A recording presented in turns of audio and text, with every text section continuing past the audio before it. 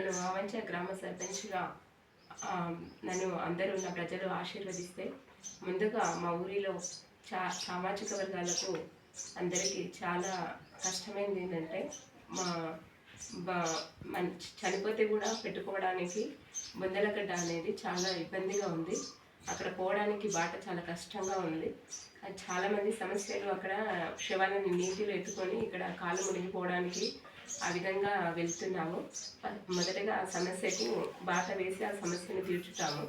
అదేవిధంగా రెండో సమస్య వచ్చేసి మన దళిత వర్గాల పిల్లలకి అక్కడ తుమ్మలమ్మ కుంటలో అండర్ డ్రైనేజీ సిస్టమ్ చేశారు, కానీ అక్కడ వాటర్ అనేది తిరిగి మళ్ళీ రిటర్న్ వస్తున్నాయి. దానివల్ల ప్రజలకు నేను నిన్న మన ప్రచారానికి వెళ్ళినప్పుడు అక్కడ మేము ఈ వాసన భరించలేకపోతున్నామమ్మా, ఈ మురుగు వాసన మీరు ఏం చేస్తారేమో కానీ, ఎవరు గెలుస్తారేమో కానీ ముందైతే మాకు ఈ సమస్య పరిష్కరించండి అని చెప్పారు. అది చేస్తామని చెప్తున్నాము. ఆ తర్వాత వచ్చేసి ఇక్కడ ఇటు సైడ్ వచ్చేసిందంటే వడ్డగేరిలా మొత్తం మన వడ్డరాజులది అక్కడ మొత్తం కాలువ నీరు మొత్తం ముందల నుండి పోతుంది. వాళ్ళు కూడా అదే అడగడం జరిగింది. ఆ సమస్యను కూడా పరిష్కరిస్తాము.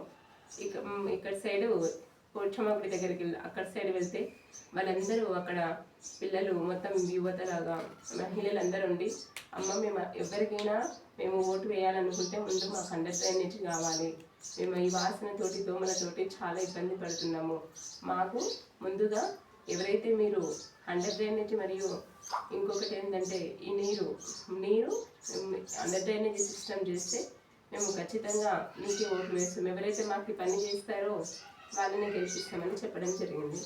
అయితే నేను ఆ సమస్య తీర్చుతా ఖచ్చితంగానే నన్ను ఆశీర్వదించండి అని వాళ్ళకి చెప్పడం జరిగింది. నేను ఇంకా నాకు ఏమేంటంటే నేను ఇంతకుముందుకు నన్ను బీజేపీ నుండి ఎంపీటీసీగా చేశాను, ఎక్స్ ఎంపీటీసీని. అప్పుడు నేను అప్పుడున్న బీఆర్ఎస్ గ్రామ సర్పంచ్ గారిని అప్పుడు అడిగితే మన గ్రామ సర్పంచ్ గారిని అడిగితే మనకు గ్రంథాలయంది మహిళలకు కావాలంటే ఇవ్వలేరు. నేను మా ఊరిలో చాలామంది యువత హై స్కూల్లో చాలామంది 200 నుండి 300 మెంబర్స్ చాలామంది అక్కడ వేస్ట్ అంటే ఫుట్బాల్ కానీ వాలీబాల్ ఆడడం కానీ లేదంటే ఫ్రెండ్స్తో టైం ఎలా పాస్ అవుతుందని చూడడానికి ప్రయత్నిస్తుంటారు. కాబట్టి నేను అప్పుడే అడిగాను, అన్నయ్య ఇట్లా మనం ఇద్దాము, ఎందుకు పాత బ్యాంక్ ఉంది కదా అది పిల్లలకు చదువుకోవడానికి ఇస్తే బాగుంటుంది అని అడిగాను. అయితే ఏమన్నారంటే ఇద్దామమ్మా అన్నారు, కానీ ఇవ్వలేకపోయారు వాళ్ళు. నా చేతిలో ఎంపీటీస్ అనేది కొంచెం ఎట్లా ఉంటుంది చెప్పుకోవడానికి ఉంటుంది, కానీ మన చేతిలో ఏది ఉండదు, కీలుబొమ్మలాగా, అందుకనే ఇవ్వలేకపోయాము. ఇంకొకటి ఏంటంటే మహిళలకు ఏంటంటే మహిళా సంఘాలు చాలా ఇంపార్టెంట్, వాళ్ళ కళ్ళపైన వాళ్ళని నిలబడాలనుకుంటుంటారు. నా అక్క చెల్లెలకు నేను అప్పుడే అడిగాను ఎంపీటీసీగా ఉన్నప్పుడు, మన కొత్త గ్రామ పంచాయతీ కట్టిన తర్వాత అందులో మాకు అప్పకి చెప్పిన తర్వాత ఒక రూమ్ ఉంది కదా అన్నయ్య ఇద్దాము అని చెప్పాను. అంటే ఇద్దాంలేమ్మా అని అన్నాడు. అది కూడా కాలేదు. నేను గెలిస్తే ఖచ్చితంగా నా వంశ గ్రామ అక్క చెల్లెలకి నా సోదరీమణులకు నేను ముందుగా ఈ పని ఖచ్చితంగా చేస్తాను. ఎందుకంటే అది కొత్తగా చేసే పని ఏం కాదు, ఓన్లీ మనం తాళాలు తీసుకొని ఈ పెయింట్ వేసి ఇచ్చే పని, అది పెద్ద పని కాదు. ఆ తర్వాత నేను ఊరిని ముందుగా ఇంట్లో లేచి ఆడపిల్లలు ఇల్లుని ఎలా నీట్గా ఉంచుకుంటారో అలా నీట్గా అద్దంలా తీర్చిదిద్దుతాం. ఎందుకంటే అద్దంలా అంటే అవి మన చేతి పనులే, ఏదో చేసుకొచ్చి మన జేబులోకి నుంచి పెట్టేది ఏముండదు. అందులో ఎట్లా అంటే ఆడపిల్లలకు ఇష్టం ఉంటుంది ఇల్లు అంటే నీట్గా ఉంచుకోవడం. ఉదయం లేచి మన ఇల్లు అయితే ఎట్లా నీట్గా ఉంచుకుంటామో, లేచి ఊడ్చి తుడుచుకొని శుభ్రంగా ఎట్లా ఉంచుకుంటామో, చెత్త తీసి ఉన్న చెత్త బయటికి ఈరోజు ఉన్న చెత్త రేపు ఉండకుండా, రేపు ఉన్న చెత్త ఎల్లుండి ఉండకుండా ఎలా చేసుకుంటామో అలా చేసుకుంటాము. ఇంకొకటి ఏంటంటే చెత్తను ఊడిపియడము, వీధి లైట్లు, వాటరు. ఇప్పుడు ఈ మధ్యలో బాగా మా ఊర్లో వాటర్ కొరత ఏర్పడింది, నీళ్ళ కొరత ఏర్పడింది. వాటర్ సమస్య చాలా తక్కువ వస్తున్నాయి. మేమే ఆ సమస్యను ఎదుర్కొన్నాము, ట్యాంకర్లు తెచ్చి తీసుకున్నాము. ట్యాంకర్లను కూడా అది కూడా అడిగితే గ్రామ పంచాయతీని అడిగితే అందరూ వాళ్ళు కూడా పాపం ఏం చేస్తారు, పంచాయత్ సెక్రటరీ వాళ్ళు కూడా మేము 2 years అవుతుంది అమ్మా ఏం చేస్తామంటే మేమే ఓన్గా తీసుకొని ట్యాంక్ తీసుకోవడం జరిగింది. అంటే మేము మా పరిస్థితి ఇట్లా ఉంది. ఒక ఎక్స్ఎంపీటీసీ అంటే ఇంకా మిగతా మామూలు ప్రజలు ఎలా ఉంటుందో మనం ఆలోచించాలి. ఆ సమస్యను కూడా తీర్చగలుగుతాము.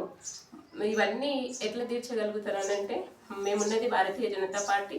మాకు వచ్చి ఈ గవర్నమెంట్ మనకు వచ్చేది స్టేట్ గవర్నమెంట్ కాదు కాబట్టి మనకు వచ్చేటివి గ్రామ పంచాయతీకి అన్నీ సెంట్రల్ ఫండ్సే కాబట్టి నాకు ఆ విధంగా చాలా ధైర్యంగా చేస్తానని చెప్పగలుగుతున్నాను. ఈరోజు ఏదైతే చెప్తున్నానో నేను రేపు అదే చేస్తానని గట్టిగా హామీ ఇస్తున్నాను. అందుకని అందరూ నా వంశ ప్రజలందరూ అక్క చెల్లెలు సోదరిమణులు ఆశీర్వదిస్తారని అనుకుంటున్నాను.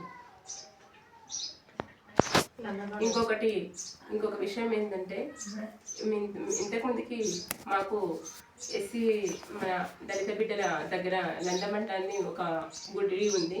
మేము అక్కడ ఇంతకుముందుకే డెవలప్ చేయాలనుకున్నాం. మొన్న ప్రచారం చేసినప్పుడు కూడా అక్కడి నుంచే స్టార్ట్ చేయడం జరిగింది. అక్కడ మేము టెంపుల్ కట్టిస్తామని చిన్న గుడి, అంటే ఏదో పెద్దగా కాదు, మామూలుగా ఒక దేవుణ్ణి ఎలా దాచిపెట్టాలో అదే విధంగా, అంటే బహిరంగంగా లేకుండా ఒక చిన్న గుడి కట్టిస్తామని మాట ఇచ్చాము. అదేవిధంగా ఉప్పలమేసమ్మ కట్టిస్తామని అదొకటి చెప్పాము. ఇంకొకటి ఈదమ్మ గుడి అని ఒక అక్క అడగడం జరిగింది. మా గుడి కట్టియడము అని ఒకరు అడగడం జరిగింది.